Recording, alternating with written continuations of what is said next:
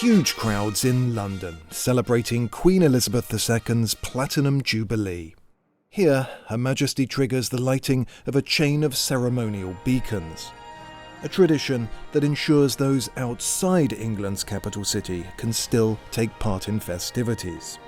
It's the first time that any British monarch has celebrated 70 years on the throne, a milestone officially achieved in February. 70 years? Extraordinary. But celebrated publicly now, with a 4-day Jubilee bank holiday weekend. Elizabeth Alexandra Mary Windsor was born on April 21st, 1926. But it wasn't until her uncle, King Edward VIII, abdicated and her father became King George VI that the young princess became heir apparent. In early 1945, then Princess Elizabeth trained as a military truck driver and mechanic after joining the Auxiliary Territorial Service. 2 years later, speaking in a radio address on her 21st birthday, she dedicated her life to the nation and the Commonwealth. I declare before you all that my whole life, whether it be long or short, shall be devoted to your service and to the service of our great imperial family to which we all belong. In 1953, the coronation of Queen Elizabeth II took place at Westminster Abbey. The Archbishop gently sets this splendid emblem on the Queen's head. The Queen is now the longest reigning monarch we've ever had in Britain. She's currently the longest serving head of state on the planet. That in itself is remarkable. But I think she certainly thinks, and so do a lot of us, that this is about much more than lucky genes. It's about much more than simply hanging around for 7 decades. I mean, she has really steered Britain and to a large extent the Commonwealth through an extraordinary journey. That journey included Ghana becoming the first African country to declare independence from British colonial rule. Too long up there, making us other people's property. But behind that flag, fine, sincere people devoted to this country's good. There is friendship and affection between us. Midnight, March the 6th, 1957.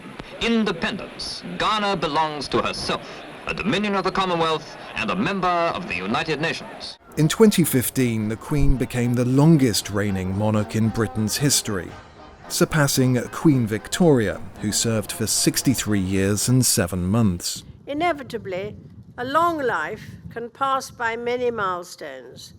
My own is no exception.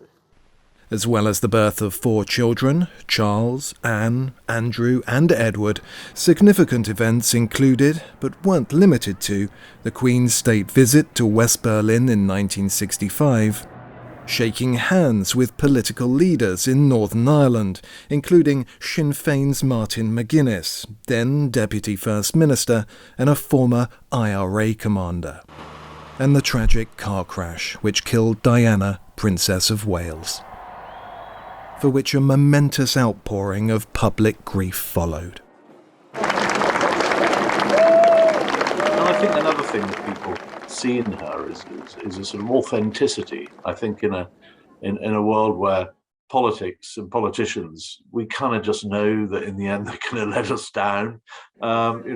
She evinces this sort of this genuine sincerity, if you like. I mean, you know what you're getting with the Queen. You know she's not going to let you down. You might not agree with the position of hereditary monarchies. You might have issues with some of her ancestors or some of her relatives, but she is the real deal. In 2011, the Queen's grandson, Prince William, married Kate Middleton in a spectacular ceremony that saw more than 1 million people line the route from Westminster to Buckingham Palace. Since then, the Duchess of Cambridge has remained a favourite of the British public, not just because she was a commoner marrying into royalty, but because, like the Queen, she exudes a cool reserve, and unless there's a real need to, keeps her opinions to herself. Sadly, the same can't be said for other members of the royal family. In 2012 came the Queen's Diamond Jubilee celebrations, which included rare public affection from her son Prince Charles. Your Majesty, Mummy. Prince Charles, of course, is next in line to the throne, but given his age, he'll be 74 in November, and frequent opining on political issues, many hope he'll step aside and allow his son Prince William's reign to begin. As a nation, this is our opportunity to thank you and my father for always being there for us. On April 9th, 2021, Prince Philip, the man who spent his life supporting the Queen, died aged 99.